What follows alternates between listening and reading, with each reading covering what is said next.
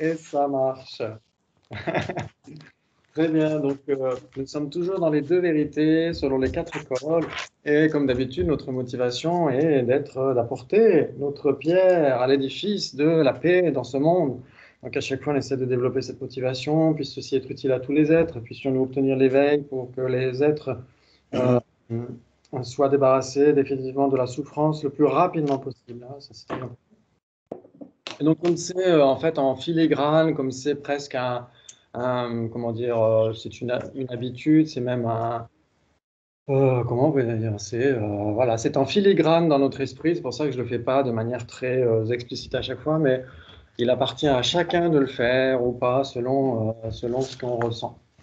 Ok, très bien. Alors, on avait conclu d'une manière assez auspicieuse sur les tantras. Vous vous souvenez de ce qu'on a dit la dernière fois?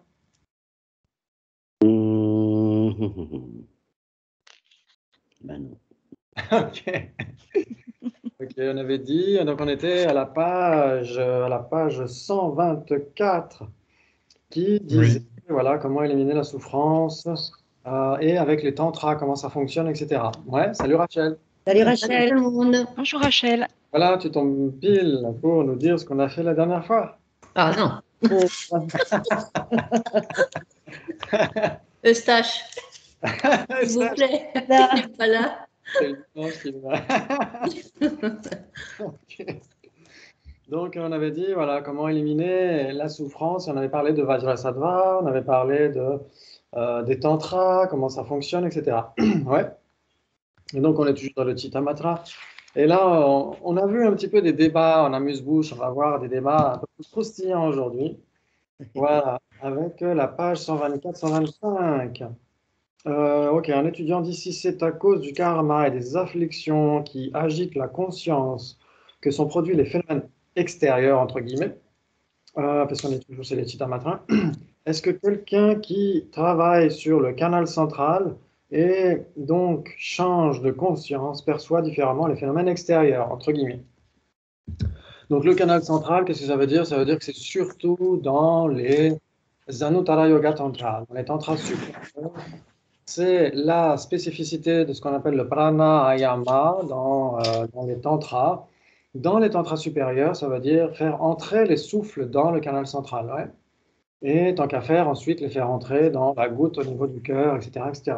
Donc c'est ça qui est censé être fait grâce à ces pratiques tantriques. Donc les pratiques tantriques, c'est pas juste des rituels avec des cloches et des tambours, etc.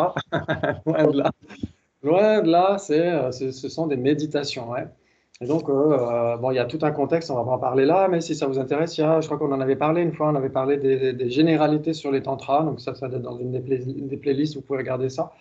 Et donc, c'est ce que dit l'étudiant. Il dit, voilà, si on fait entrer le souffle dans le canal central, ça change forcément la perception des choses. Normalement, la personne, il y a des choses qui se passent comme si elle mourait de son vivant. Après, bien sûr, elle ne meurt pas, c'est juste des apparences qui surviennent à son esprit. Et normalement, la conscience la plus subtile est censée euh, surnager par rapport à tout ça. Donc, forcément, ça modifie la perception des choses.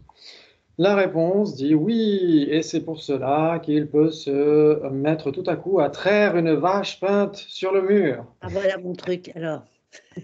Donc ça c'est dans l'histoire. Il faudrait que je vous montre une image de Acharya Chandrakirti, très grand maître bien sûr du 7e siècle, je crois, et donc qui avait commenté Arya Nagarjuna. C'est le commentateur par excellence d'Arya Nagarjuna. C'était un très grand Mahasiddha, un très grand pratiquant.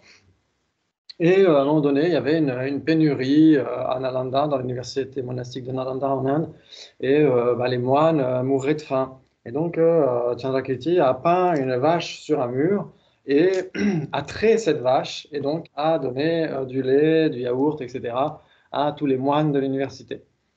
Très bien. D'ailleurs, quand on va visiter Nalanda maintenant, c'est que des ruines. Les guides indiens vous disent, tiens, c'est sur ce mur-là qu'il a peint la vache. Donc, quand ça se trouve, c'est pas du tout là, mais, mais voilà, un peu. Je me souviens une fois avoir récupéré un tout petit caillou qui était tombé de ce mur-là. Mais ça se trouve, ça n'a rien à voir. Ça se trouve, c'était le mur des toilettes. Ok. Très bien. Donc, c'est cette histoire-là, cet épisode.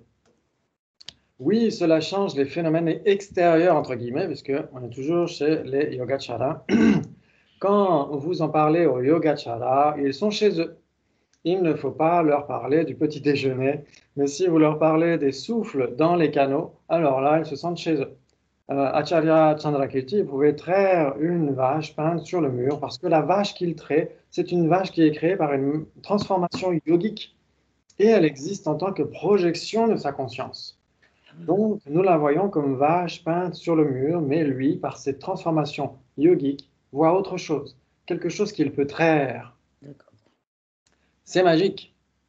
C'est magique parce que, en même temps, il faut que les autres de l'assistance ici aient aussi les graines communes pour percevoir ne serait-ce que le dessin de la vache. Ouais, ouais.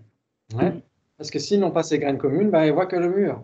Voilà. Et même s'ils n'ont pas même ces graines communes du mur, ils ne voient même pas le mur, ils sont ailleurs, etc., etc. Donc il faut quand même pas mal de graines communes pour que ça fonctionne. Ensuite, l'étudiant dit, pouvons-nous boire son lait? Donc c'est du lait vegan, puisqu'il n'y a aucune vache en réalité. C'est du lait de vache vegan. Ouais. Ok. Donc oui, mais on peut boire son lait par la force du yogi. Le yogi arrive aussi à transformer notre vision. Il faut qu'il fasse générer des graines dans notre conscience pour qu'on puisse boire ce lait, en fait. C'est de ça qu'il s'agit. Donc ce n'est pas un lait qui existe extérieurement. Il n'y a pas de lait existant extérieurement. Il n'y a rien qui existe à l'extérieur. Ouais. Ok, maintenant qu'on a dit ça, on va entrer plus profondément dans la philosophie du Yogacara. Là, c'était vraiment les antipastis. Ouais. D'accord. Ça promet. Ça promet. Et donc, on a existence ultime et vérité ultime. Donc, forcément, si vous avez déjà entendu des enseignements sur le Madhyamaka, normalement, ça devrait vous parler, ouais. Mhm. Ok. Donc là, il y a vraiment quelque chose de spécifique dans le Chittamatra, c'est qu'il n'y a pas d'exclusion mutuelle, il n'y a pas de contradiction entre existence ultime et vérité ultime. Oui, bien sûr, parce que Ouais, l'ultime existe ultimement. Oui. exactement, tout à fait. Bravo. Alors que pour les Madhyamika et les Prasangika en particulier, ça s'exclut mutuellement. Une vérité ultime est nécessairement l'absence d'existence ultime, Ben oui. est nécessairement dénuée d'existence ultime. Ok. Donc, on va entrer dans ce chapitre-là. Que veut dire exister de manière ultime? Cela veut dire exister réellement, être trouvable par l'analyse ultime. Ouais, donc, exister réellement, exister véritablement, c'est ça que ça veut dire, ouais. Mhm. Donc, ça veut dire que parmi les trois natures, lesquelles existent véritablement, existent de manière ultime? Le Parfaitement. troisième. Ouais, parfaitement établi, c'est tout. Alors, les imaginaires, et qu'est-ce qu'il y a d'autre? Les dépendantes. Non, Indépendant. elles n'existent pas véritablement. Si, elles existent véritablement. Oui, oui, elles existent véritablement pour les Chittamatras, ouais. Donc, parmi les trois natures, les imputées n'existent pas véritablement. Les dépendantes et les parachevées ou les parfaitement établies existent de manière véritable ou ultime, ouais. D'accord. Donc, mais tout ceci au sein de l'existence inhérente, hein, parce qu'il n'y a que les Prasangika qui réfutent l'existence inhérente, ouais. Donc, ça veut dire que là, les Yogacaras ou les Chittamatras acceptent l'existence inhérente même des natures imputées. Ouais. Donc ça, c'est ce qu'on avait déjà vu. Ça veut dire que ça existe de son propre côté, ça n'existe pas simplement d'une conscience conceptuelle, etc. Euh, Est-ce qu'il faut y revenir ou pas? Ça existe de son propre côté, mais quand même avec des causes et conditions. Exactement. Ça veut dire que C'est sûr. voilà, les natures dépendantes. Les natures dépendantes, c'est ce qu'on voit au tout début du Lecce Ningpo de l'Amatsongkhapa, l'essence de l'éloquence, et aussi dans une partie du Tongtun Chenmo de Kerubje.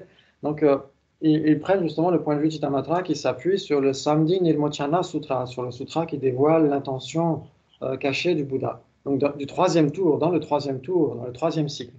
Et donc, le Bouddha dit que les natures dépendantes n'ont pas de nature propre, mais c'est dans un sens particulier. C'est-à-dire que les natures dépendantes ne sont pas avec une nature propre parce que justement, ça dépend de causes et de conditions.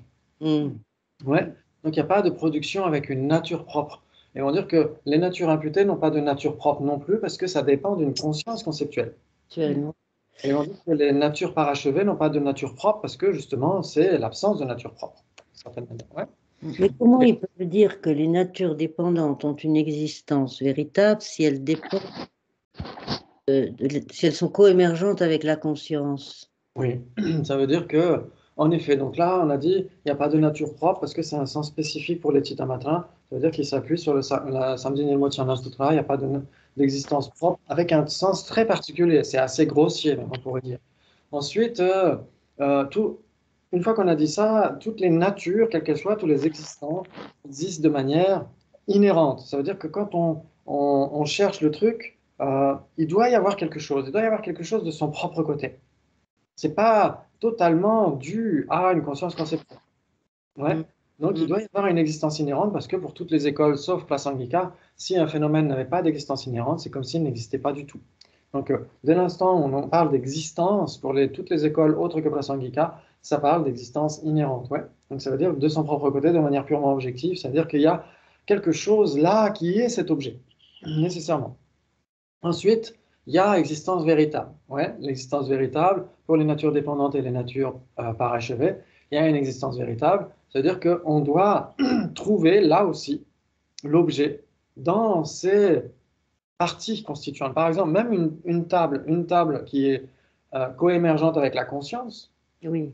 elle naît en même temps que la conscience. C'est-à-dire qu'une graine germe et la table naît en même temps que la conscience. En effet, elles sont une même entité. Ouais. Elles sont une même entité, la table et la conscience qui l'appréhendent, ok. Et malgré tout, si on cherche la table, même si c'est un phénomène qui n'est pas extérieur, on doit la trouver dans ses parties constituantes, dans la configuration spéciale de ses parties, etc., etc. Parce qu'il y a ça, il n'y a que le Prasangika qui le réfute, qu'on puisse trouver la table dans la configuration spéciale de ses parties, etc. Ouais. Et pourtant, nous, instinctivement, c'est ce qu'on a tendance à faire. Quand on perçoit une table, en effet, on comprend facilement que cette table est produite, qu'elle dépend de causes et de conditions. Et il n'empêche qu'on peut saisir cette table comme existant de manière inhérente. Oui, ça oui. La causalité n'empêche pas nécessairement l'existence inhérente. Ça veut dire que si on ne comprend pas tout à fait le Prasangika, si on comprend le Prasangika, comme dit Lama Tsongkhapa dans le Tendeltepa, dans la louange à l'existence dépendante, il dit pour les Madhyamika ou pour les Prasangika, la causalité réfute l'existence inhérente. Ouais. Mais pour les écoles plus basiques, elle ne la réfute pas, au contraire, elle la confirme. Comme on l'avait vu pour les Sautrantika qui suivent le raisonnement, pour eux, une vérité ultime, c'est quoi? Pour les qui? Ah ben, Les- c'est ce qui est capable d'exercer une fonction. Exactement. Ça veut dire tout ce qui est impermanent, ouais. Oui. Tout ce qui est impermanent est une vérité ultime. Donc tout ce qui est capable d'opérer une fonction est ultimement capable d'opérer une fonction, de son propre côté, avec ses propres caractéristiques. Donc ça veut dire que la causalité n'empêche pas l'existence inhérente pour eux. Au contraire, elle la confirme. C'est étonnant, hein? Alors que pour les syndicats, c'est totalement l'opposé. Mais alors, Oui. ça veut dire que pour les Chittamatrins, la coémergence, c'est la conscience plus ce qui permet de révéler l'existence véritable de l'objet dépendant. Puisqu'il existe de son propre côté. Il y a quelque chose du côté de l'objet. Donc finalement, la coémergence permettrait de révéler ce propre côté. Je ne comprends pas. En fait, ils vont dire que, en effet, la table est produite. Elle est produite en dépendance de quoi? De la conscience qu'il a fait, de la graine, quoi, de la conscience. Exactement. La graine qui germe, et donc on a la table et la conscience qui l'appréhende qui naissent en même temps, en effet. Et donc la table, ils disent, ok, c'est une apparence à l'esprit, ok. Et donc si on cherche vraiment où est la table, on va la trouver dans sa forme, dans ses parties constituantes. Ouais. Même si ces parties constituantes n'existent pas à l'extérieur de l'esprit,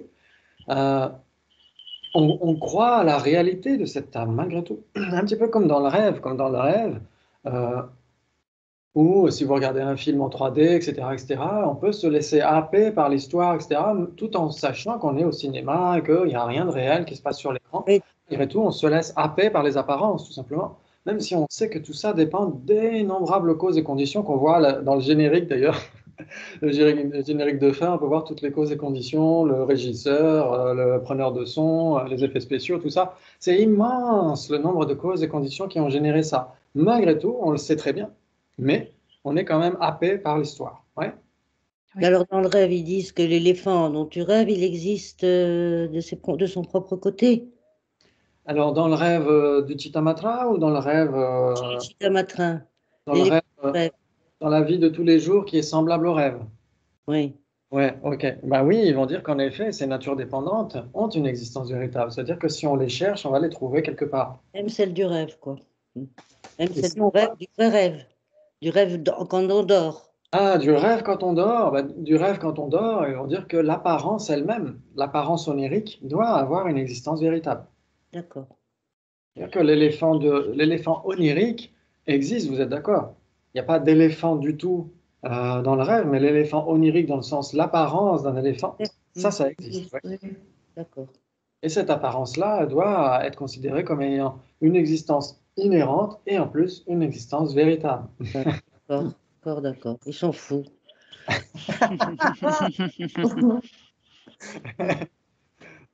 Donc c'est vrai que c'est un peu complexe, mais ça mérite bah, forcément d'étudier d'autres textes, de voir comment c'est évoqué, donc ça se clarifie. Là, c'est sûr que Gachy Dreyfus parle à des gens qui ont certainement déjà étudié ces choses-là, donc euh, on ne peut pas s'attendre à ce que dans ce livre-là, juste qui fait quelques centaines de pages, il puisse expliquer en long, en large et en travers la philosophie de Chittamatra, puisque dans les textes sur les philosophies, les écoles philosophiques, ça prend beaucoup, beaucoup plus de pages.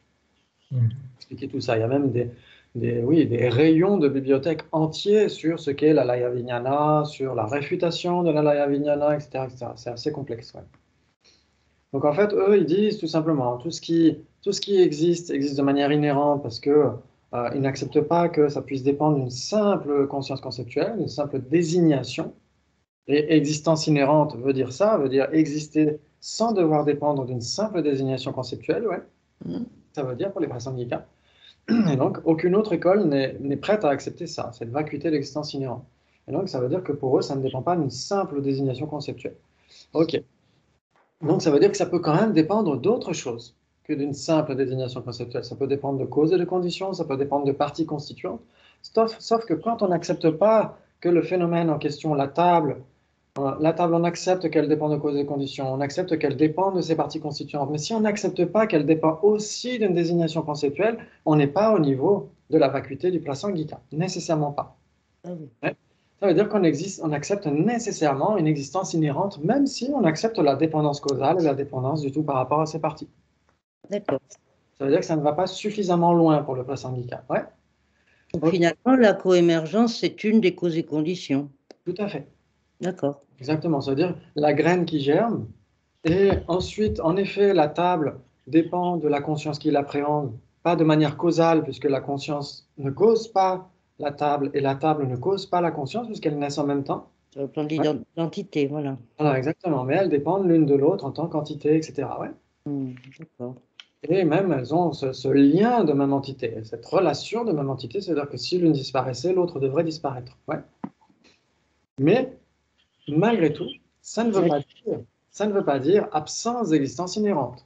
Parce que l'absence d'existence inhérente, ça veut dire absence d'existence qui ne dépendrait pas d'une simple désignation conceptuelle. Ouais. Donc ça, ils ne sont pas à ce niveau-là, eux, ils sont encore en dessous. Donc c'est pourquoi ils acceptent une existence inhérente. Ensuite, ils acceptent une existence véritable, une existence ultime, comme dit Gachy Dreyfus ici, parce que le phénomène doit résister à une analyse ultime d'une certaine manière. C'est-à-dire que si on fait une analyse ultime de la table, qui apparaît à notre conscience, etc., on doit pouvoir la trouver quelque part. Ouais. Mais alors, ils ont une conscience qui coémerge avec la table, et puis ils ont parallèlement une conscience qui fait une analyse ultime de la table. Cette même conscience, elle fait l'analyse ultime de la table. Alors, pas nécessairement. Si c'est un yogi,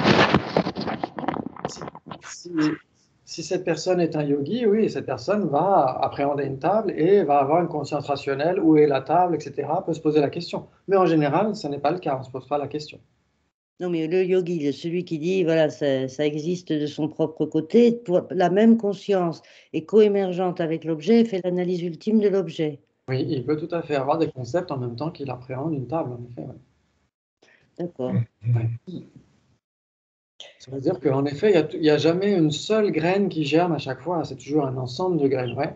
C'est-à-dire qu'il y a la graine la graine de type similaire, il en parle dans les pages qui suivent, la graine de type similaire qui fait que cette table apparaît comme elle apparaissait il y a 5 minutes ou l'année dernière, etc. Donc cette table apparaît, graine de type similaire. Ensuite, il y a la graine de la verbalisation explicite, Munjö, qui s'appelle en tibétain, la graine de la verbalisation, et donc qui nous dit, bah, ok, ça c'est une table. Et puis il y a la graine du jeu, il y a la graine de la conception du jeu, il y a la graine de l'ignorance, il y a des graines des afflictions, il y a tout un tas de graines en fait qui peuvent germer en même temps. Ouais. Mais ça veut dire qu'il y a plusieurs qui peuvent fonctionner simultanément. Exactement, il y a plusieurs graines qui doivent fonctionner simultanément. D'accord. Nécessairement, ouais.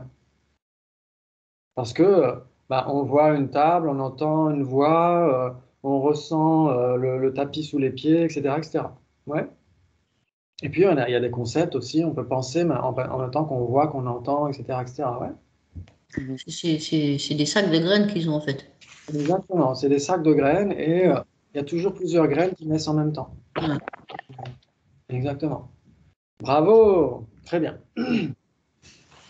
Ok. Lorsqu'on examine les choses, on trouve ces choses. Donc c'est ça qu'il dit, hein, existence ultime égale existence véritable. C'est-à-dire, quand on examine ces choses, on trouve ces choses. Et ce que l'on trouve existe donc de manière ultime.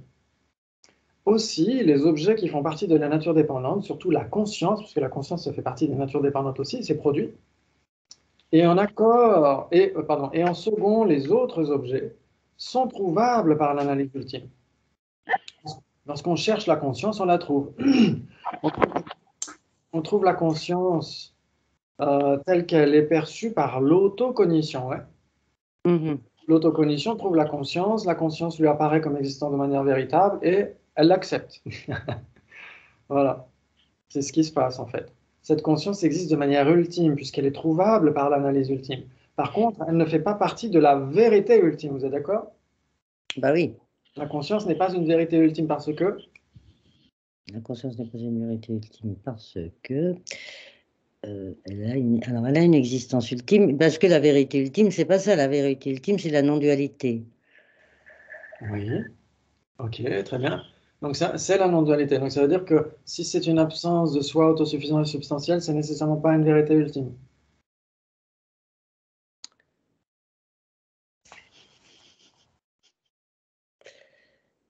C'est la vérité ultime du non-soi de la personne. Non, Ah. c'est pas la vérité ultime parce que, attends. Bon, l'absence de soi autosuffisant et substantiel, c'est l'absence de soi de la personne. On est bien d'accord. Est-ce que c'est une vérité ultime? Bon, ben,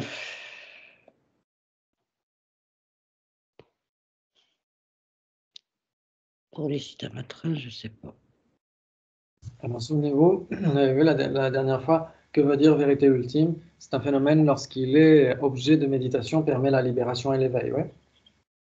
La libération et l'éveil ou l'éveil? Et où?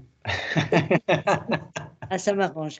Alors, et où l'absence de soi autosuffisant et substantiel, ça permet la libération. Exactement. Donc, C'est une vérité ultime. vérité ultime. Bravo. Excellent. Donc, pourquoi est-ce que la conscience n'est pas une vérité ultime? Si on dit parce que ce n'est pas une non-dualité, bon, ça pourrait prêter le flanc des débats. Mais si on dit parce que si on réalise la conscience, ça ne nous aide pas à réaliser le nirvana et l'éveil, dans ce cas-là, c'est irréfutable pour les Chittamatrins. Ouais. Ouais, ça Oui, commence à comprendre leur logique, mais alors, elle est... Ouais. C'est une logique qui va être ensuite comprise par les Swatantrika et surtout les Yogacara Swatantrika. Ouais, quand on étudie l'Abhisamaya Alamkara, on voit qu'il y a 3 véhicules différents, 3 véhicules finaux, même on pourrait dire, et en fonction du degré de profondeur du non-soi qui va être réalisé. Ouais. Donc c'est ce qu'on étudie, on voit que les Shravaka, les auditeurs, obtiennent le nirvana des Shravaka en fonction du non-soi de la personne. Ouais. Mmh. Et il y a les Pratyeka Bouddha vont réaliser un nirvana individuel aussi, mais en plus de ça, vont éliminer une partie du voile cognitif. Ils vont éliminer un voile cognitif grossier qui est l'absence de dualité. Ouais. Pardon, le voile cognitif lui-même n'est pas l'absence de dualité, c'est la saisie de dualité. Ils vont éliminer cette saisie de dualité, donc ils vont réaliser la non-dualité. Grâce à ça, ils vont obtenir un nirvana individuel, ouais. Ouais. Et ceux qui veulent obtenir l'éveil omniscient, qu'est-ce qu'ils doivent faire? Réaliser l'absence d'existence véritable, ouais. Oui, oui. Le non-soi des phénomènes. Ok, très bien. Bien sûr qu'avec ça, il y a aussi une dose de mérite qui va être différente en fonction de l'un ou de l'autre. Mais c'est surtout, ces véhicules finaux, c'est surtout en dépendance d'un type de non-soi particulier qui va être réalisé, ouais. Et ben là, c'est pareil, sauf que c'est un peu plus simple chez les Chittamatras. Ils vont dire tout simplement, si on veut obtenir le nirvana, que ce soit Shravaka ou Pratyeka Buddha, on doit réaliser le non-soi de la personne, et si on veut obtenir l'état d'éveil omniscient, on doit réaliser la non-dualité, ouais. Voilà, oui. Ok. Parce qu'il ne parle pas de réaliser l'absence d'existence véritable, parce qu'il accepte l'existence véritable, ouais. Ok, bravo, bravo. C'est un peu compliqué, c'est normal, parce que bah, c'est cette partie d'échec avec 4 plateaux différents, donc c'est tout à fait normal. Donc ne vous inquiétez pas si c'est un peu complexe, c'est tout à fait normal. Ok, très bien. Lorsqu'on cherche la conscience, on la trouve, ouais. On trouve la conscience telle qu'elle est perçue par l'autocognition. Cette conscience existe de manière ultime puisqu'elle est trouvable par l'analyse ultime. Par contre, elle ne fait pas partie de la vérité ultime, ouais. La conscience, c'est une vérité conventionnelle, vous êtes d'accord? Oui. Ah oui. Bravo. Nous faisons donc une différence entre existence ultime en tant que concept ontologique. Ontos en grec, ça veut dire la réalité, l'essence des choses, comment les choses existent, ouais. L'ontologie. Mais il y a aussi l'aspect gnoséologique. Gnosis en grec, ça veut dire la sagesse, la connaissance, etc. Donc, l'aspect ontologique et l'aspect épistémologique, ouais. Donc c'est comme ça qu'on a toujours ces deux qui doivent se correspondre. Ok, donc nous faisons une différence entre existence ultime en tant que concept ontologique et vérité ultime, concept qui n'est plus seulement ontologique, mais qui est gnoséologique. Ouais. C'est-à-dire, et vérité ultime pour les Yogacara, non seulement ce qui existe de manière ultime, mais ce qui a une valeur libératrice ultime. D'accord. Hein? C'est-à-dire que quand on le réalise, c'est ça qui permet de nous libérer, d'obtenir l'éveil et le nirvana, ouais. Ça joue? Ouais, ça vous parle? Ouais, Oui, Déjà, oui, ouais. oui. Ok. Bravo. Donc, c'est-à-dire, donc ça on l'a fait, ok. La vérité ultime est la vérité qui, lorsqu'elle est perçue, apporte la libération ou la perfection. Et cela, non pas chez les Vaibhashika ou les Sautrantika, mais chez les Yogacara et les Madhyamika. Ok. Parce que la vérité ultime n'est donc plus seulement une catégorie ontologique qui distingue au singulier les phénomènes qui existent réellement, des phénomènes qui n'existent pas réellement, comme c'est le cas chez les Sautrantika, mais cela devient une catégorie qui est en partie gnoséologique. Donc ça veut dire quoi? Ça veut dire que dans les écoles basiques, Vaibhashika et Sautrantika, vérité ultime et vérité conventionnelle, c'est juste une harmonisation, une division des existants. Oui. Ça a une certaine valeur, comment dire, libératrice d'un certain point de vue, parce que pour les Vaibhashika, comment se départir de la saisie du soi, considérant que la personne, c'est une vérité relative. C'est une vérité relative parce qu'on peut la scinder en toutes ses parties, en ses agrégats, etc. etc. Ouais. Et donc, c'est ce que dit d'ailleurs Geshe Dreyfus lui-même au début du livre. Il dit c'est la stratégie des Abhidharmika, c'est la stratégie des Vaibhashika, c'est de déconstruire le soi de la personne en considérant que la personne, c'est un phénomène composite. Et donc, c'est un truc très friable qui ne résiste pas à une analyse ultime. Ouais. Donc, ça a quand même une certaine valeur libératrice chez les Vaibhashika, d'une certaine manière. Mais chez les Sautrantika, pas du tout. Hein. Chez les Sautrantika, est vérité ultime, ce qui est l'objet apparent d'une conscience ultime. Ouais. Ouais, vous êtes d'accord? Oui. Ok. Vous avez le droit de ne pas l'être. Donc, ce qui est une vérité ultime, c'est un impermanent. Et un impermanent est nécessairement l'objet apparent d'une perception directe, d'une conscience ultime. Oui.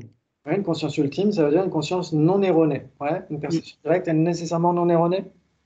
Une perception directe est nécessairement non erronée, c'est dans sa définition. Dans ces définitions de cognition libre de conceptualisation et non erronée. Donc, c'est-à-dire une onde erronée, ça veut dire qui n'a pas besoin d'une généralité de sens, qui n'a pas besoin de concept. Et donc, elle n'est pas distordue à ce titre-là. Donc, c'est une conscience ultime. OK? Mais ce n'est pas parce que c'est une conscience ultime qu'elle est libératrice en tant que telle. Une conscience visuelle qui apprend une table, comment est-ce que c'est libérateur?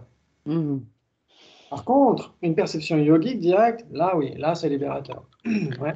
Donc toutes les consciences ultimes ne sont pas nécessairement des phénomènes importants pour la libération. Ok. Ok, ok. Mais cela devient une catégorie qui est en partie gnoséologique. Ok. Donc est ultime ce qui a une valeur libératrice ultime chez les Chittamatra et conventionnel ce qui est un moyen ou un support indirect de la libération. Ouais. Ok, donc pour les yogacaras, il y a une claire différenciation à faire, différenciation qui sera encore plus claire chez les Madhyamika, surtout dans l'école Prasangika.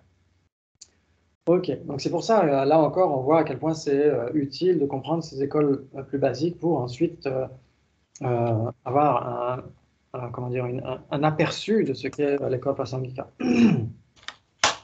On différencie donc l'existence ultime sur le plan de l'ontologie et la vérité ultime sur le plan de la gnoséologie, de l'épistémologie, comment est-ce que, de la sotériologie, on pourrait dire, comment est-ce que ça nous libère. Sur le plan de la connaissance conduisant à la libération, à la sagesse. Ouais. Bravo, bravo, bravo. Et on a encore du temps pour les débats. Ouais. Existe donc de manière ultime ce qui est trouvable par l'analyse ultime. Ouais, vous êtes d'accord? D'accord, oui. Ok. La conscience, les objets dépendants, le non-soi, qui est la nature parfaitement établie. Ouais, tout ça, ça existe de manière ultime. Ok. La nature parfaitement établie existe de manière ultime et vérité ultime. Vous êtes d'accord? La nature, oui, tout à fait. La nature parfaitement établie existe de manière ultime parce que qu'elle est trouvable. Elle existe de manière ultime parce qu'elle est trouvable au sens de l'analyse ultime et elle est une vérité ultime parce qu'elle permet la libération, ou l'éveil. Ah. Ou l'éveil. Oui. Exactement. Donc, quand on dit la libération toute seule, comme ça peut renvoyer aussi à la grande libération qu'est l'éveil. Ouais. Donc, parfois, dans les textes, ils ne se prennent pas le chou à dire la libération et l'éveil, ils disent tout simplement la libération, parce qu'il y a la libération personnelle et il y a la libération des Bouddhas. Ouais. Donc, parfois, ils ne spécifient pas nécessairement libération et éveil. Ok. Très bien. C'est clair pour tout le monde? Ça va. Clair, c'est beaucoup dire, mais C'est clair-obscur. Voilà, c'est un peu ça. Chercher. Ok. Ok. Bon, c'est pas très grave s'il y a des choses qui nous échappent, ça arrive tout le temps. Hein. C'est tout à fait normal. La nature parfaitement établie existe de manière ultime et vérité ultime. Donc, on a quelque chose qui est vérité ultime et qui existe de manière ultime. Ouais. Voilà. On a aussi quelque chose qui existe de manière ultime, mais qui n'est pas vérité ultime. Qu'est-ce que ce serait? Par exemple, la nature, enfin, quelque chose d'impermanent. Oui, exactement. Exactement. Très bien. Donc, une nature dépendante. Une nature dépendante n'est nécessairement pas une vérité ultime. Alors, nature dépendante, nécessairement pas une vérité ultime. Est-ce qu'une nature dépendante, est-ce que par exemple, l'autocognition est dépendante? Parce que si on va par là, pour eux, l'autocognition, c'est une vérité. Même pas, non. Alors, reprends une nature dépendante, quoi? Est-ce qu'une nature dépendante n'est nécessairement pas une nature ultime? Une vérité ultime? Est-ce que ça permet la libération? Je ne sais pas. Parce que la conscience de la non-dualité, enfin, la conscience, c'est la perception de la non-dualité, mais enfin, c'est une conscience. La conscience de la non-dualité est une vérité ultime. Alors, si c'est une vérité ultime, ça veut dire que si on la prend comme objet d'observation, de méditation, elle devient une cause de la libération. Ouais. C'est l'imaginaire, la vérité dépendante. Une nature dépendante, c'est imaginaire. Ah bon? Ah non, il y a la nature dépendante, la nature imaginaire et la nature parfaitement établie. Ah, dépendante ou indépendante? Dépendante. Dépendant. Dépendante. Ah oui, oui, oui, dépendante. Oui, oui, c'est pas du tout imaginaire. Non, c'est Une con. nature dépendante, elle a une existence ultime, mais est-elle une vérité ultime? C'est ça la question. Oui. Alors, une existence ultime, oui, chez les Shitamatra, oui. Oui. Les fous, oui. Mais Qu'elle permet la libération. elle ne va pas permettre la libération, sauf si c'est une conscience de non-dualité. Et si c'est une conscience de non-dualité, est-ce que cette conscience a une nature dépendante? Oui. C'est très compliqué ton histoire, hein. Ouh, ça ne sort plus, hein. Est-ce que cette conscience qui appréhende le non-soi, est-ce que cette conscience elle-même, si elle est prise comme objet d'observation, est-ce qu'elle va être libératrice? Ah bah non. Parce que ah bah, si elle est prise comme... oui, voilà, non, non, non, alors non. Donc ça veut dire que si c'est une nature dépendante, c'est nécessairement pas une vérité ultime. D'accord. Hmm. Vous êtes d'accord? D'accord. Ouais. Oui. C'est-à-dire que seules les natures parfaitement établies, les non-soi, sont nécessairement des vérités ultimes. Ouais. Nature parfaitement établie égale vérité ultime. Ouais, ouais. Ouais, D'accord. vous êtes d'accord? Oui, oui. Ok. Bravo. Donc en fait, seule la nature parfaitement établie est une vérité ultime. Par contre, à une existence ultime, la nature parfaitement établie est la nature dépendante. Exactement. D'accord. Tout à fait. C'est ce qu'il va dire dans la suite du texte. Il va dire que ce qui a les deux, ou ce qui comprend les deux, existence ultime et vérité ultime, bah, c'est nécessairement la nature parfaitement établie. Ouais. Ensuite, ce qui n'a qu'une partie des deux, c'est la nature dépendante, qui a une existence ultime et qui n'est pas une vérité ultime. Oui, Ce qui n'a ni l'un ni l'autre, c'est les natures imputées, les natures imaginaires. d'accord. Ouais. Oui, Donc là, on peut voir par degrés comme ça. Si c'est clair dans notre esprit comme ça veut dire que nature parachevée, ça a nécessairement une existence ultime et c'est une vérité ultime. Nature dépendante, ça a une existence ultime, mais c'est une vérité conventionnelle. voilà. Bon. Et nature imputée, c'est une vérité conventionnelle quand on la prend en sens en général. Une nature imputée, c'est une vérité conventionnelle et ça n'a pas d'existence ultime non plus. Il n'y a pas d'existence ultime. Voilà. Ouais. Oui, oui. Et bravo, bravo. Magnifique. Donc on a quelque chose qui est vérité ultime et qui existe de manière ultime. On a aussi quelque chose qui existe de manière ultime et qui n'est pas vérité ultime. On a quelque chose qui n'est ni vérité ultime ni existence ultime. C'est exactement ce qu'on vient de dire. Ouais, La nature imaginaire. Hein. ouais, Voilà. exactement. On a quelque chose qui n'est ni l'un ni l'autre. En effet, l'imaginaire n'est pas vérité ultime et n'existe pas de manière ultime. Ouais. Mhm. De manière ultime veut dire réellement, de manière véritable. Ouais. Ok. La nature dépendante n'est pas vérité ultime, mais existe de manière ultime, puisqu'elle existe réellement, véritablement. Ouais, vous êtes d'accord? Oui, oui. Hmm. Que la nature complètement établie existe de manière en plus, ultime et en plus est vérité ultime. Voilà. Ouais, ça vous parle? Oui, oui. Est-ce que Yes. c'est clair Oui, oui, ça commence à venir. Je sens que ça hein, vient. pour tout le monde? Ouais, ouais, ça va. Il va falloir relire et réécouter, mais ça va. Ok. C'est-à-dire que si on se fait un tableau à trois horizontales, comment ça s'appelle? Trois étages. On a le premier étage, c'est le pur et dur. C'est vraiment ce qui est les deux, existence ultime et vérité ultime, c'est la nature. Parfaitement établi. Ouais. C'est la vacuité, le non-soi, etc., etc. Ok. Ensuite, l'étage au-dessus, bah, il manque un truc. Il y a que l'un des deux trucs. Il y a existence ultime, mais il n'y a pas vérité ultime. Ouais. Ouais. La Ça, c'est dépendance. deux natures, la parfaitement établie et la dépendante. Ouais. Ouais. D'accord. Ok. Donc, c'est-à-dire que nature dépendante sur le niveau 2, cette nature dépendante n'a que existence ultime. Elle n'est nécessairement pas une vérité ultime. Parce qu'elle Hmm. Ouais, ouais. a vacuité, etc. Ouais, vous êtes d'accord? Ouais. Mhm. Ok. Et l'étage au-dessus, vous avez nature imputée qui n'est ni existence ultime, Elle n'a rien du tout. ni vérité ultime. Oui. Ok. Ça va? Oui. Oui. Ok, bravo, excellent. Donc là, normalement, ça devrait clarifier les choses et ça devrait nous aider ensuite pour débattre sur ce qui va venir après, quand on va débattre sur vérité ultime, existence substantielle. Je pense que ce sera vendredi prochain parce qu'on n'aura peut-être pas le temps d'y aller jusque-là. Mais ça vous permet de vous préparer. On est dans les starting blocks. Vas-y. Ok. Donc la nature dépendante n'est pas vérité ultime. Donc ça, on l'a vu, ok. On a quelque chose, ok. On a quelque chose qui n'est ni, ok. Ça, on l'a vu. Ah oui, maintenant, on va quand même refaire ce passage-là.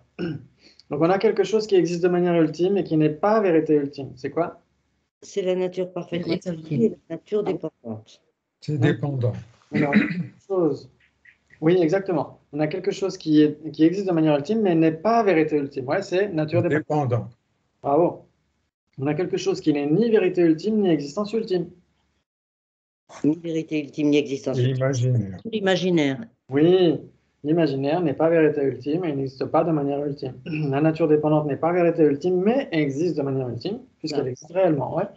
La nature complètement établie existe de manière ultime et en plus est vérité ultime. Allez, les deux, ouais. Tout à fait. Oui. Ok, Ça, on a donc quelque chose qui existe de manière ultime et qui est vérité ultime, les deux non-soi. Le non-soi de la personne, le non-soi des phénomènes. On a quelque chose qui n'est pas vérité ultime, mais qui est existence ultime, la nature dépendante, tous les impermanents. Et on a l'imaginaire qui n'est ni l'un ni l'autre. tout à Ouais. fait. Là, ça va. Oh, c'est magnifique, magnifique. Donc, si on ne comprend pas la différence entre existence ultime et vérité ultime, on ne pourra jamais comprendre le Madhyamaka. Donc ça, c'est très important. Très important. Je trouve que c'est plus simple chez le Madhyamaka quand même. Oui, c'est Par plus simple. exemple, la vacuité n'a pas d'existence ultime, mais c'est une vérité ultime. Ça, je trouve que c'est plus simple chez les Prasangika. Exactement. Ça veut dire que chez les Prasangika, rien n'a d'existence ultime. Ouais. Mais parmi les phénomènes, parmi les existants, il y a des vérités ultimes qui n'ont pas d'existence ultime puisque rien n'a d'existence ultime. Et il y a des vérités conventionnelles qui n'ont de toute façon pas d'existence ultime puisque rien n'a d'existence ultime. C'est plus simple. C'est Ouais. plus simple, oui. C'est plus simple. Exactement. Et c'est vrai que là, c'est par échelon en fait. C'est parce que souvent, on ne prend pas trop le coup à avoir un regard trop général sur ces écoles. On va d'école en école jusqu'à clarifier des points de vue, etc. Comme vous avez déjà une acquaintance avec les Prasangika, c'est sûr que ça fait c'est peut-être redondant pour vous de revoir ces choses-là du point de vue des écoles plus basiques. C'est possible. Non, redondant, non, mais tu ne peux pas comprendre comme ça comment une nature parfaitement établie a à la fois une existence ultime et est une vérité ultime. Parce que ça veut dire que pour eux, il y a des vérités ultimes qui ont une existence ultime. Oui, exactement. C'est quand même très compliqué, ça. Parce que pour eux, en fait, Eux, la vacuité, c'est la vacuité de dualité. exactement, c'est tout à fait pour ça. C'est tout à fait pour ça que cette vacuité de dualité peut tout à fait avoir une existence réelle ou véritable. Ouais. Parce que c'est pas la vacuité d'existence réelle ou véritable, c'est la vacuité de dualité. Voilà. Exactement. Mais d'autres ont pu accepter en effet que même si dans certains cas, certains maîtres comme Dolpopa, etc., considèrent que la vacuité est une absence d'existence réelle, elle peut avoir une existence réelle, parce que c'est une vérité ultime. Donc, c'est là où on parle du Shen-Tong, etc., du Shen-Tong qui va être remis en question par la plupart des philosophes. C'est-à-dire que la vérité ultime est dénuée des vérités conventionnelles, mais elle n'est pas dénuée d'existence ultime. Donc ça, c'est Dolpopa et certains autres maîtres qui suivent son exemple. Et là, bien sûr que ça a pu exister. Enfin, là, on les fréquentera un peu plus tard, ceux-là, hein, parce que déjà, c'est compliqué. Hein, on va les laisser de côté. Ok, on va les mettre de côté. Très bien. Donc, si on ne comprend pas cette différence, ok. Exister de manière ultime, c'est une existence ultime sur le plan de l'existence, c'est-à-dire ontologique, donc ça on l'a vu. Ce qui existe de manière ultime, c'est ce qui est là, qui peut être trouvé par l'analyse ultime. Maintenant, la vérité ultime, c'est différent. Ce n'est pas un concept ontologique, mais un concept gnoséologique, c'est-à-dire la vérité qui amène à la libération. Gnose en grec veut dire connaissance, sagesse. Cela veut simplement dire que la vérité ultime est la vérité qui amène à l'ultime sur le plan de valeur ou de la libération de la pratique personnelle. C'est le genre de phénomène qui nous amène vers le point ultime du développement individuel, la libération ou la bouddhéité. C'est cela la valeur. Ok. Très bien. Donc, étudiant, un pratiquant de motivation marianiste qui suit la vue Yogacara peut-il atteindre la bouddhéité? Qu'est-ce que vous en pensez? Ça ne dépend que de quelle bouddhéité il s'agit. Si c'est la bouddhéité selon les Prasangika, à mon avis, c'est pas possible. Oui. Exactement. Exactement. Donc, ça pose question. Ça pose question. Ça veut dire que chaque école va avoir la base, la voie et le fruit. Ouais, donc chaque école va présenter ce qui est la base. Ok. Et donc, dans la base, il y a forcément les existants, comment existent les existants, etc. Sur la voie, il y a quels sont les objets d'abandon, qu'est-ce qu'on abandonne, grâce à quoi, grâce à quel type de réalisation on abandonne ceci et cela, etc. Et donc, forcément, ça donne tel ou tel fruit, ouais. Mhm. Ok, on a évoqué tout à l'heure le Yogacara, soit tantrika, avec le non-soi de la personne, la non-dualité et l'absence d'existence véritable, qui donne ces trois fruits respectifs. Mhm. Sravaka Arat, Pratika Buddha et Buddha. Ok. Donc forcément, chaque école va présenter ses points de vue différents par rapport à ça. Donc si on prend une école en particulier, cette école va promettre en effet d'arriver à Paris grâce à son GPS. Ouais, forcément. Et si on regarde les choses avec le GPS le plus abouti et qui vient juste d'être mis à jour en sachant quelles sont les routes qui sont coupées, etc., etc., là, Elles c'est sûr n'arriveront que... pas à Paris. Hein? Elles n'arriveront pas à Paris. Exactement. Elles sont bloquées avant. Exactement. Ça veut dire que seul ce GPS pourra contourner les routes coupées, etc., et mener vraiment à Paris. Les autres GPS ne pourront pas y mener, même s'ils promettent d'y arriver. Ouais. Donc ça, Et c'est le Les, regard super. les Hein? Bouddhas de l'école, est-ce qu'il y a des Bouddhas qui seraient censés être de l'école Citamatra? Ah, parce Pour que les non, pour les matins, Prasanghikas. Pour les Prasanghikas, non. non. Les Bouddhas, ils sont Prasanghikas. Ouais, je dis, ouais. Oui. Donc il y a des Bouddhas différents. Où ça? Parce que les Citamatra, ils ont un Bouddha, lui, c'est bon, il a la nature parfaitement établie, voilà. Mais c'est pas le même que le Bouddha du Prasangika. Ce sera le même, mais avec des réalisations différentes. Voilà, c'est ça. C'est pas la même qualité. Oui. Enfin, par exemple, pour eux, le Bouddha dont on parle, le Shakyamuni, là, celui-là, ils le reconnaissent, les Cittamatrins, mais ils l'imaginent pas comme l'imaginent les Prasangika. Mm. Exactement. Il l'imagine comme quelqu'un qui réalise la non-dualité continuellement, etc. Alors que pour les Prasangika, il y a une dualité. Il y a nécessairement une dualité sujet-objet. Quand on parle des vérités conventionnelles, Oui, il y a oui, nécessairement une dualité. Donc ça veut dire que du point de vue prasangika, le Bouddha des Chittamatrins réalise un non-existant voilà. Oui, oui, bah, d'accord. Ok. et a obtenu l'éveil grâce à la réalisation d'un non-existant. Ouais. D'accord. Mm. En effet, ça pose question. Mm. Mais ça va être la même chose pour les Chittamatrins. Les Chittamatrins, si on a le regard Chittamatrin par rapport au Ah oui, prasangika, oui, mais ça va être pareil pour eux. Hein. exactement, ils vont dire votre Bouddha est nihiliste, il réfute l'existence inhérente, donc il réfute l'existence des tables, etc. Donc, Mm. et les Chittamatrins vont dire le Bouddha des Prasangika est nihiliste. Donc c'est la même chose, ça veut dire que c'est où est-ce qu'on place le curseur. Forcément, si on place le curseur du côté Prasangika, les écoles plus basiques vont nous taxer de nihilistes.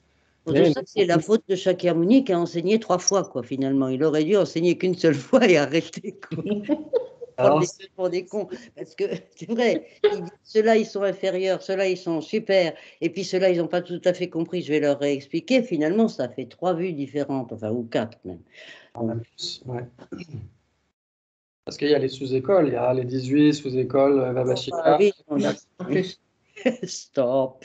Et donc, ça, on n'y peut rien, c'est la diversité de l'être humain qui fait ça. Et un Bouddha mentionne la même chose, mais tout le monde va comprendre de manière différente. Ses interprétations, etc. Mais c'est déjà notre cas à nous. Quand on dit quelque chose dans une assemblée, Tout à fait, oui. on va comprendre, je sais pas, imaginons qu'on parle de la vacuité, forcément, quelqu'un va penser qu'on est nihiliste, qu'on parle du néant, etc. D'autres vont penser que c'est la vacuité l'existence extérieure, et donc vont comprendre autre chose, forcément. Après, pour quelqu'un qui n'a jamais côtoyé entre guillemets le bouddhisme, c'est clair que la première fois que moi personnellement j'ai entendu vacuité, j'ai regardé dans le dictionnaire, j'ai vu néant, je comprenais pas. Ah oui, c'est normal. Donc oui, quelque part c'est logique. C'est très logique d'avoir cette présentation de plus en plus subtile, progressive, parce que si le Bouddha avait parlé de la vacuité tout de suite, de but en blanc, dès le premier sutra, beaucoup de gens auraient eu cette réaction en disant, mais c'est qui cette personne qui vient nous parler, qu'on n'existe pas? C'est ça, oui. Et donc, ça ne l'aurait pas fait. Donc, c'est pourquoi le Bouddha était extrêmement pédagogue, extrêmement habile en parlant d'abord du non-soi de la personne, progressivement. C'était déjà choquant, c'était déjà une révolution en Inde de parler d'Anatman, alors qu'en Inde, on parlait de l'Atman. C'était ce qui était mis en avant partout, l'Atman. Et le Bouddha arrive et parle de l'Anatman. Waouh, c'était déjà choquant. Donc s'il avait parlé en plus de la vacuité, de l'Anatman, le non-soi le plus subtil, là, personne ne l'aurait compris. D'ailleurs, c'est pour ça que le Bouddha s'est abstenu d'enseigner au moment de son éveil. Quand il a montré l'éveil, il a dit personne ne pourra sonder la profondeur de ce qu'il a réalisé, et donc je vais m'abstenir d'enseigner. Il est resté 49 jours en méditation dans la forêt tout seul. Et c'est là où les grands devas sont venus lui demander d'enseigner. C'est là qu'il s'est dit ok, il y en a qui comprendront mon enseignement. Mais ce n'est pas pour autant qu'il a parlé tout de suite de la vacuité la plus profonde. Parce que c'est tellement profond que c'est difficile à sonder.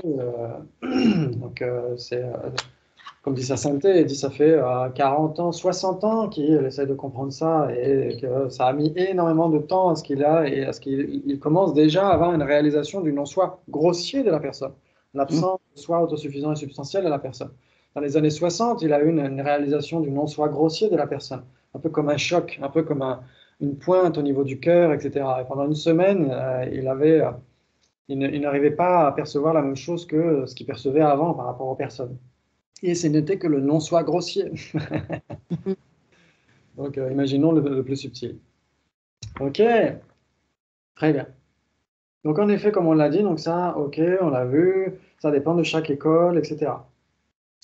Ok, bah ça, on peut passer. Il nous reste 5 minutes. Est-ce qu'on peut aller jusqu'à ce débat ou pas? Parce que non, ça va être trop rapide. Ça va être trop rapide. On va se garder ça pour le vendredi prochain. Là, on va essayer de terminer tranquillement ce qu'il dit à la page 127. Cela dépend pour quelle école, en effet, comme on l'a dit. Pas du point de vue prasangika, en effet. Si on a la vue Yogacara, ça ne le fera pas. Mais il faut bien reconnaître qu'un certain nombre de Mahasiddhas en Inde étaient Yogacara. Cela permet donc d'aller jusqu'à un certain point. Mais du point de vue prasangika, pour aller à la bouddhéité, il faut la compréhension de la vacuité selon la vue prasangika. Un Mahasiddha, c'est un grand yogi qui a de grandes réalisations, etc. Tous ces grands maîtres comme Arya Nagarjuna, Chandrakirti, Shantideva, etc., c'était des Mahasiddhas, c'était des grands pratiquants tantriques. Donc, du point de vue, un Mahasiddha qui suit la vue Yogacara, dirait-il qu'il peut atteindre la bouddhéité? Oui, forcément, s'il a la vue Yogacara, ouais. Ok. Ensuite, il dit, dans la section suivante, dans les écoles du véhicule fondamental, les écoles pratimokshayanistes, comme nous l'avons vu, la différenciation des deux vérités correspond à la différenciation ontologique et n'a pas de valeur sotériologique ou gnoséologique immédiate. La vérité ultime, c'est simplement ce qui existe de manière ultime, sans plus. Et ce n'est pas forcément ce qui va nous amener directement à la libération. Par contre, dans les écoles mahayanistes, la vérité ultime a une valeur libératrice directe. Ouais. Ok. Dans le Yogacara, il y a divorce partiel de l'existence ultime et de la vérité ultime, dans le sens qu'il y a une existence ultime sans vérité ultime. Pour les vérités conventionnelles que sont les natures dépendantes. Mais la vérité ultime existe de manière ultime chez les Yogacara. Le divorce sera complet avec les Madhyamika, car pour eux, il n'y a pas d'existence ultime du tout, d'existence véritable. Pour aucun Madhyamika, ouais, c'est dans la définition même d'un tenant Madhyamika. Ok. Et la vérité ultime est l'absence totale d'existence ultime chez les Madhyamika. Donc pour les Yogacara, la conscience existe de manière ultime et également la nature de la conscience, la nature complètement établie. Donc, la vacuité de la conscience. La conscience, donc la vacuité de dualité pour les Yogacara. La conscience s'établit elle-même, elle est auto-établissante. Et puisque la conscience existe réellement, la nature de cette conscience doit aussi exister réellement. Oui, on pourrait dire ça, en effet. Donc, ces deux classes de phénomènes existent réellement de manière ultime, mais ce ne sont que l'absence de dualité, que la vacuité, le non-soi, qui sont vérité ultime. Bravo, c'est magnifique. Il nous reste 4 minutes, 3 minutes. Est-ce que vous avez des choses à évoquer par rapport à ça ou pas?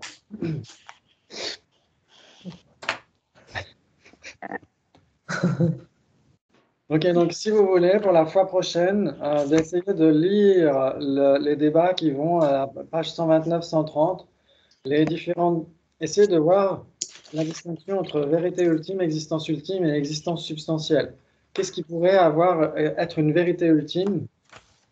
Est-ce que c'est possible? Est-ce que c'est possible qu'une vérité ultime ait une existence ultime et en plus ait une existence substantielle? Alors, substantiel, tu définis?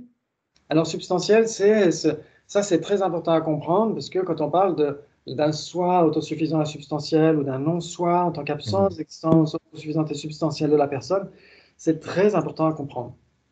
Ouais. Donc, je pense on verra des diapos la prochaine fois par rapport à ça, par rapport aux différents types de non-soi, parce qu'il faut vraiment que ce soit clair. Il y a des gens qui, pendant des années, d'ailleurs c'est mon cas, hein, essayent de méditer sur la vacuité la plus profonde, mais qui, au cours de toutes ces années-là, n'ont même pas réussi à comprendre le non-soi grossier des Prasangika, l'absence de soi autosuffisant et substantiel. Donc, il faut vraiment comprendre ce que ça veut dire. Donc, c'est la différence entre la montre et le temps. Ouais. Est-ce que la montre, on a besoin de percevoir quelque chose d'autre que la montre pour la percevoir? Non, la montre, Non. donc, a une existence substantielle et le temps, non, c'est ça. Exactement. Le temps, comme n'importe quel composé non associé, comme n'importe quel phénomène impermanent qui n'est ni forme ni conscience, est nécessairement un existant imputé. Hmm. Ouais. Ouais. Parce Il a que donc une existence substantielle, hein, c'est ça. donc c'est là on fait cette distinction entre existence substantielle et existence imputée. Ouais. Ça.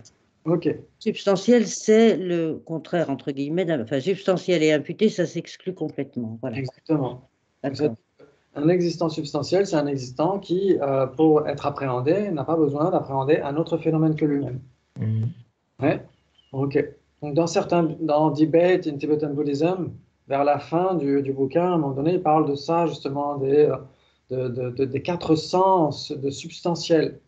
Et quand il donne la définition d'un existant substantiel dans ce sens-là, de cette appréhension du phénomène sans dépendre d'un autre, il dit sans dépendre d'un autre phénomène qui serait d'une autre entité.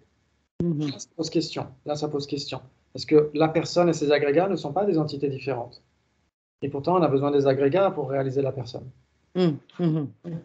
Donc là, ça pourrait poser question dans cette définition donnée à Depong Gomang, mais dans d'autres monastères, par exemple à Serajé, Vénérable Geshe Gensen avait donné une autre définition et il n'y avait pas besoin de parler d'une autre entité. Dans ce cas-là, ça peut convenir pour la personne. Donc la personne a une existence nominale, mais ses agrégats ont une existence substantielle. Substantiel, d'accord. Ouais. Ok. Là, ça vous parle? Oui. Oui. Oui. Ok. Ça, c'est très, très important à comprendre. Parce que sinon, on n'arrivera même pas à comprendre ce non-soi grossier des Prasangika, cette absence d'existence autosuffisante et substantielle de la personne. Donc, il faut vraiment comprendre de quoi il s'agit. Ouais. Ok. Donc, essayez de lire ces différents passages-là pour la fois prochaine. Ça vous préparera un petit peu à nos débats de vendredi prochain. Ok. Et sinon, à 19 h aussi aujourd'hui, sur Skype, il y aura les débats, comme d'habitude, avec le centre Kalachakra. Ouais. Oui, alors elle a envoyé un lien pour Skype, là, mais tu nous Oui. as ou pas? Tu Eh nous ben, as c'est le pas même ou lien pas? que maintenant, là. C'est le même lien parce qu'exceptionnellement, leur Zoom sera occupé, donc il faudra utiliser notre Skype actuel, ce lien-là. D'accord. Ok. OK? D'accord. Ok. Bravo, merci beaucoup. C'est Bonne Manu. journée. Merci à Bonne toi. journée. Bonsoir. Tu reviens quand tu veux. Ah, bonne À journée. bientôt. Merci, ciao. Salut, à bientôt.